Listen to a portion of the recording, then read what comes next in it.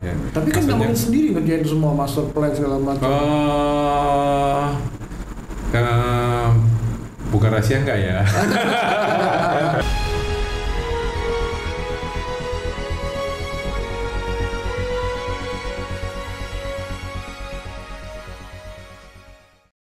Sebaliknya Pak, saya yakin juga dan Bapak juga mungkin mendengar gitu ya. Ya broker bukan hanya pihak yang dirugikan, ada banyak broker yang merugikan masyarakat. Ada banyak broker yang kerjanya masih unprosedural. Ada banyak broker yang jual janji-janji palsu. Ya, ada banyak broker yang memanfaatkan keluguan orang untuk menggelapkan dana. Ya, jadi mudah-mudahan ke depan kita bisa mengeliminasi itu. Dan itu pasti karena tidak terstandarisasi. Betul. Ya? Dan tidak ada kontrol, Pak. Ya. Jadi memang berat mengkontrol itu gitu. Tapi Mas Adi setuju nggak? Misalnya setiap melakukan transaksi ya, misalnya ke notaris gitu, notaris nanya, oh ini agent ya, punya sertifikatnya nggak? Iya. Iya. Nggak kira-kira? Bukan hanya setuju Pak, saya merasa itu adalah satu mandatori Pak. Mandatori ya, bahwa notaris sebagai pejabat yang ditunjuk harus memastikan yang datang ke mejanya adalah orang yang qualified gitu. Ya, sehingga pembeli dan penjual yang didatangkan di hadapan beliau itu adalah orang-orang yang memang ya sedang menjalankan transaksi jual beli properti yang baik dan benar gitu ya. Nah, salah satunya adalah kunci gerbangnya adalah broker properti tadi, Pak. Ada loh, Pak. Ini bukan cuma cerita ini, Pak. Ada notaris yang menceritakan langsung ke saya gitu ya. Sudah mau AJB nggak jadi, Pak. Kenapa, Pak? Sudah mau AJB nggak jadi, Pak. Ada yang lebih murah mungkin? Si penjualnya merasa tertipu, Pak. Karena itu setelah disebutkan, misal nih Pak ya, misal nih Pak, ketika notaris menyebutkan, oke, harga transaksinya 1M. Loh, kok 1M? Ngomongnya ke saya kok cuma 700. Yang 300 kemana? Ternyata nilai upping komisinya broker, Pak. Wah, itu oknum broker itu, Pak. Nggak jadi, Pak, transaksi, Pak. Akhirnya nggak dapat komisi juga. Nggak dapat komisi juga, itu nggak jadi transaksi. Jadi harganya di up. Iya, jadi broker jangan sampai bikin komisi itu pakai mekanisme upping harga. Waduh, ya teman-teman broker udah bisa lihat kok di Wikipedia, ya. Keputusan Menteri Perdagangan udah jelas kan Pak ya, komisi berapa Pak? Komisinya udah jelas itu. Iya, komisi udah jelas. Bahkan pemerintah itu kasih allowance ke kita 2-5% loh. 5% loh. Ya ada aja broker yang oknum lah itu Pak. Iya. Sekali lagi tidak terstandarisasi. Iya, jadi bukan setuju atau tidak setuju, saya malah berpikir itu mandatori Pak, itu kewajiban, itu keharusan tuh Pak, itu proses yang. Sekarang kan beberapa perbankan udah mensyaratkan itu. Mensyaratkan itu ya Pak ya. Kalau jual aset bank. Betul Pak. Betul Pak. Yeah. Oke, kalau yang kemarin di UI apa? Motivasinya ikut tuh? Iya, saya sampai lupa ya Pak cerita ke sana Pak ya. Kalau LSP yang tadi. Iya, oke. Kalau real estate by CSLUI ini jujur Pak, saya pertama kali baca kurikulumnya itu punya tujuan cuman ingin belajar aja tuh awalnya Pak. Awalnya ingin belajar. Di benak saya Pak, ketika saya belajar tentang manajemen developer, ya setelah saya nanti tahu kitabnya developer, maka someday ketika saya berjumpa dengan developer, maka saya bisa menjadi teman diskusi yang baik. Sebetulnya awalnya di sana Pak. Itu ya. Awalnya di sana itu, awalnya di sana. Tapi ketika masuk semangatnya makin membara nih Pak. Ya hari demi hari, minggu demi minggu, bulan demi bulan. Kok beneran pengen jadi developer nih. Tapi kata orang kan harus fokus. Iya. Fokus ini kan? Fokus properti aja. Betul. Masih fokus kok di properti aja. Iya, developer kan pasti perlu. Iya. Apalagi kemarin kan seperti yang Bapak tahu, Bapak juga hadir kemarin kan Pak. Ternyata proyek akhir saya terbaik gitu. Waduh, ini jadi gimana bikin itu? Jadi apa ya? Jadi bukan beban mental ya Pak ya. Jadi motivasi mungkin. Motivasi yang lebih keras ini buat saya untuk mewujudkan bukan hanya simulasi yang saya tampilkan di materi presentasi itu Pak. Karena investornya juga tertarik. Saya buat proyeknya visible, ya saya makin termotivasi untuk, ya bukan hanya di atas kertas nih, di atas bumi mesti dibangun. Cerita dikit Mas Adit, gimana? Itu seperti apa sih ininya, apa kompetisinya? Terus tadi saya dengar ada investor, maksudnya langsung disampaikan investornya untuk langsung ikut ke proyek itu. Oh iya betul Pak. Dan gimana bisa menang? Iya. Yang lebih baik dari Aditya banyak. Ya sebetulnya di benak saya tidak ada willing to win gitu Pak ya. Maksudnya saya harus menang gitu. Nggak ada keinginan sampai senaif itu gitu Pak. Ya saya sih kepinginnya do the best aja Pak. Di sepanjang kelas itu kan kita belajar dari modul awal yaitu how to get deal project sampai dengan construction management. Nah dari bidang legal, financial, semuanya kita juga kupas. Nah semua yang kita pelajari itu kita aplikasikan dalam satu project akhir Pak. Jadi kita diminta untuk membuat simulasi bisnis Pak. Ini kita mesti tentukan ada tanah. Tanahnya itu siapa nentukan? Tanahnya bebas Pak, tanahnya bebas. Kita tapi real ya? Ya real Pak. Kita dibebaskan untuk explore di mana aja. Dan tentunya ketika saya ada di Cinere, maka saya tentukan tanahnya tidak jauh-jauh dari kantor saya. Dan paling gampang kan ada ribuan listing di kantor saya Pak. Ya kan, gitu, saya ngobrol aja sama tim kan. Mana nih tanah yang bisa saya expose gitu ya. Nah, itu saya garap. Tanahnya nggak besar kok Pak, tanahnya besar. Saya waktu itu desain untuk 10 unit rumah saja. Posisinya di Jagakarsa, di Jakarta Selatan. Lalu saya expose Pak, saya presentasikan. Mungkin dari cara saya mempresentasikan gitu ya, menarik untuk investor. Angka-angkanya juga menarik sih Pak. Pasti itu. Iya. Kayaknya perlu seruput kopi lagi nih Pak. Ayo silakan.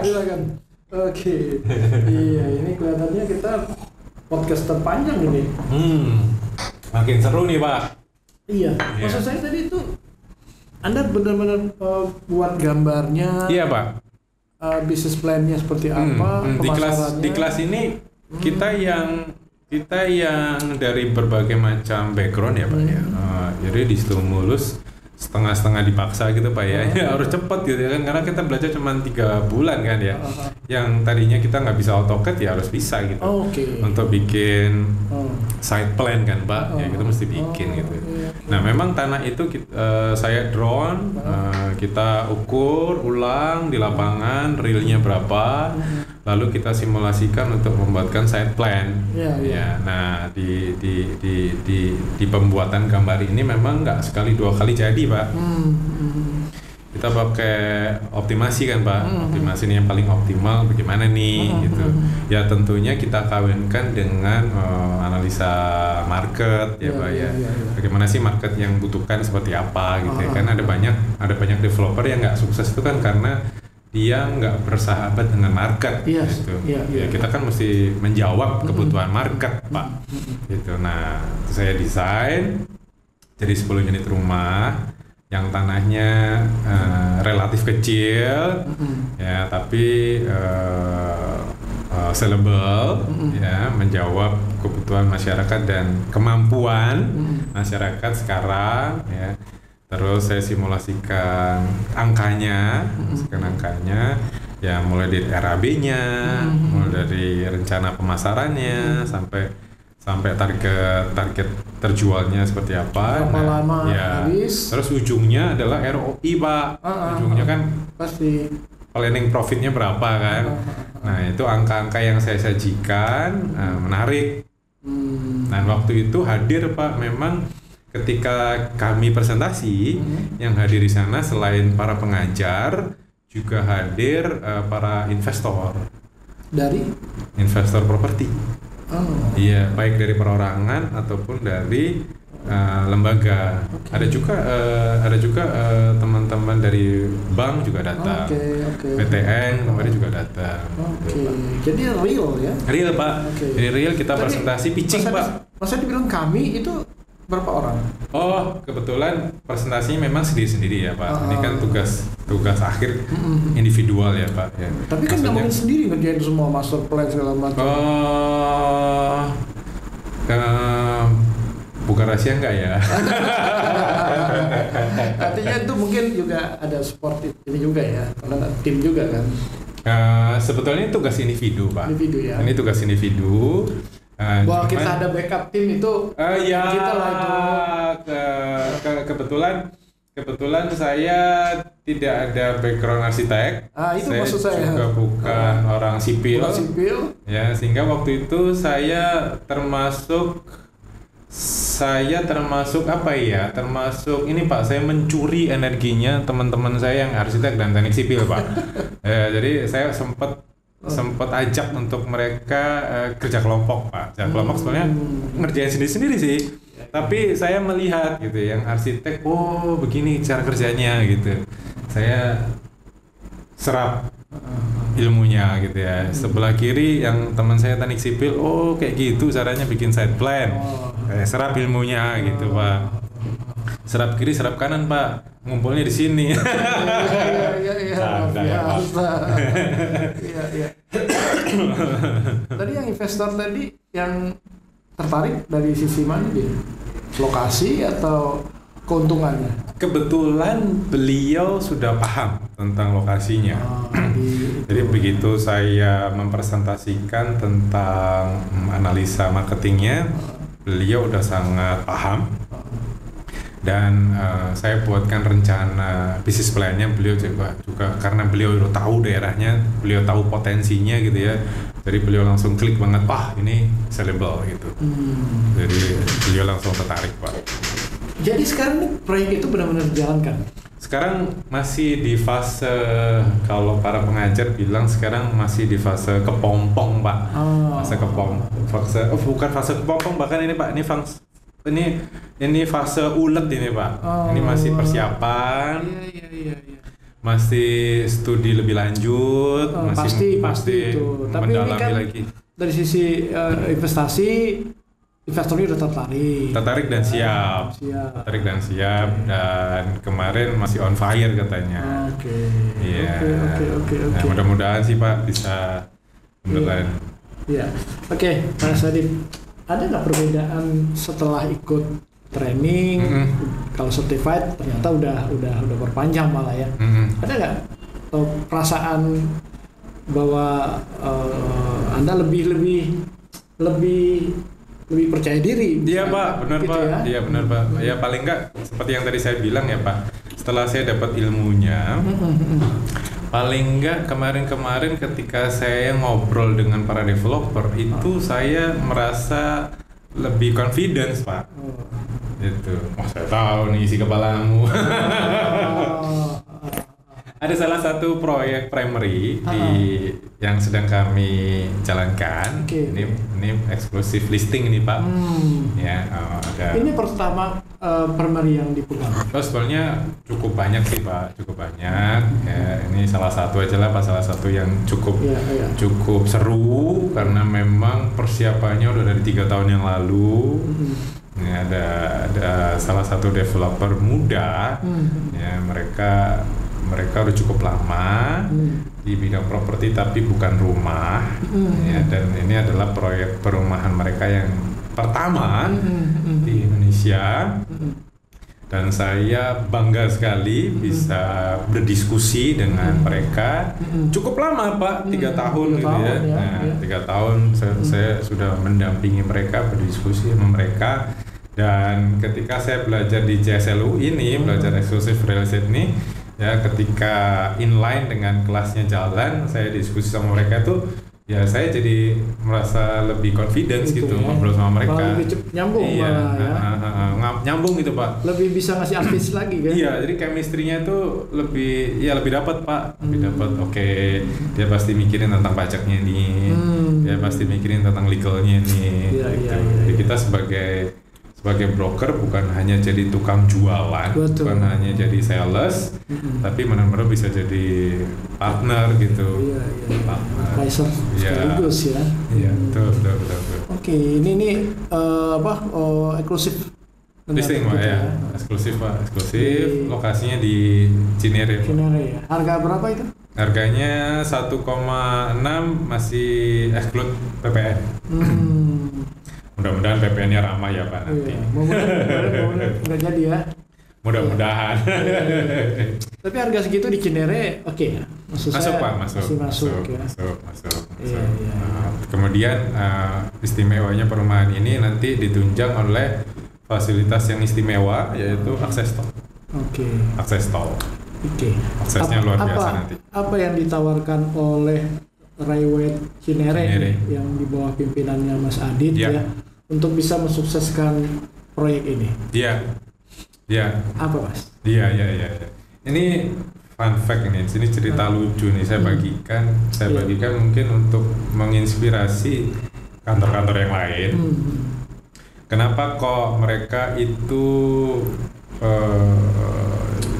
berjodoh dengan kami? Sebetulnya bukan sekonyong-konyong tiba-tiba berjodoh dengan kami gitu. Sempat mereka cerita gini Pak, sebetulnya Pak, saya tuh kontak dengan banyak kantor loh, Pak Adit gitu ya, bukan cuma Pak Adit yang saya kontak gitu. Terus kenapa kami Bu gitu ya? Nah, mereka cerita bahwa kata mereka loh Pak, kata mereka itu saya yang paling responsif, paling bisa meyakinkan mungkin. Iya, itu sambil jalan sih Pak. Yang pasti first impression-nya adalah first impression-nya adalah saya responsif Pak. Saya responsif, saya menyambut dengan baik. Ketika mereka telepon, ya saya takutnya loh Pak, ya, ketakutan saya itu ada banyak member broker yang mungkin ya Pak, mereka tidak beranggapan positif gitu. Jadi siapa sih ini? Gitu. Jadi mereka tidak langsung respon gitu. Mereka malah berpikir yang enggak bisa jadi itu sebaliknya. Kalau saya jauh-jauh dari pikiran negatif. Ketika ada orang nanya ya saya jawab, ketika ada orang mau diskusi saya siap gitu aja Pak. Nah dari kesiapan saya itu lanjut Pak ke diskusi-diskusi berikutnya, dan mereka sudah tidak lagi berpikir ke kantor lain. Gitu. Udah PKS ya? Udah Pak, udah. Oke. Berapa unit itu? Sekarang tahap 1 masih 40 unit Pak. Bisa habis berapa lama? Ini sedang disiapkan sih Pak. Nanti kalau show unitnya beneran bagus, beneran menarik, ya mudah-mudahan sih dalam waktu 2 tahun bisa habis. Mudah-mudahan ya, kita nggak boleh overconfident tahun habis ya Pak. Mudah-mudahan sih 2 tahun habis. Bisa digambarkan dikit kelebihan lokasinya? Kelebihan lokasinya adalah akses tol hanya butuh 3 menit Pak. 3 menit ke akses tol. Tol Desari Pak. Tol Desari, bahkan kita punya keunggulan yang mungkin saya buka-bukaan nggak apa-apa di sini ya. Jualan lah. Kita project ini akan punya private access tol, Pak. Wow. Oh iya, saya paham. Private, Pak. Iya. Jadi akses tol ini belum pernah ada. Akan punya akses card gitu ya, Pak ya. Dan hanya warga yang bisa lewat ke situ gitu. Warga perumahan ini gitu, Pak. Begitu keluar rumah proyek jadi kawasan di apa namanya gate-nya tol ini kita punya private access yang diperuntukkan bagi warga perumahan ini. Betul. Gitu, ya. Kalau perumahan yang lain kebetulan jalannya masih memutar. Maksudnya dibuatkan jalan private access, Pak. Luar biasa itu. Iya. Ini proyek yang istimewa, Pak. Iya. Istimewa. Iya. Jadi nanti pada waktunya kita akan announce, kita akan umumkan, dan pada waktunya nanti kita juga pasti akan mempersilahkan kantor-kantor lain untuk ikut bantu jual. Tapi nggak gratis masuk tol kan? Enggak. Kalau masuk tolnya bayar, Pak. Masuk tolnya bayar. Oke. Tapi ini juga luar biasa. Luar biasa, Pak. Iya, luar biasa. Kenapa kok private? Ya kita kan dari sisi marketing ya, Pak. Apa keunggulan proyek ini? Gitu. Kalau perumahannya bagus bisa ditiru. Iya, udah ada juga. Kalau fasilitas umumnya bagus, tamannya bagus, bisa ditiru. Iya. Ya, Pak ya. Betul. Yang unik apa? Yang nggak bisa ditiru. Nah, unique sellingnya apa yang nggak bisa ditiru? Private access ini, Pak. Boleh tahu nggak bagaimana bisa dapat private access ya, Pak? Ini sebetulnya diskusinya udah cukup lama waktu itu kan. Saya tadi bicara tentang persiapan kita 3 tahun ya, Pak. Saya sekian lama sih di media properti, saya belum pernah nulis tuh. Salah satu ininya private access tol. Iya. Biasanya kan dekat pintu tol. Tol, iya. Dekat biasa. Nah, ini dekat dan private. Jadi memang nanti akses tol ini hanya benar-benar diperuntukkan bagi warga yang tinggal di sana. Iya. Udah di launch belum? Nanti akan ada waktunya, Pak, di launch. Ya, karena masih apa ya? Meskipun ini izin perumahannya udah selesai.